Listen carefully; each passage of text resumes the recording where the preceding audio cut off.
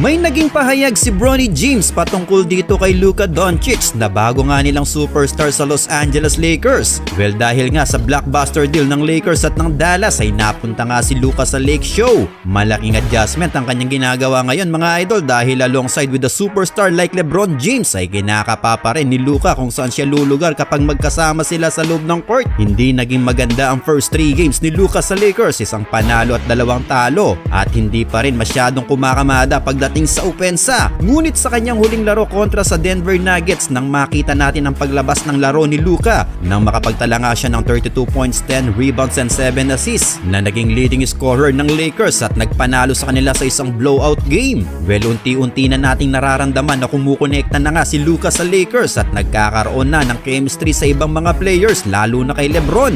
Well, dito nga sa naging pahayag ni Bronny James nang tanungin siya tungkol kay Luka ay heto ang kanyang naging pahayag mga idol.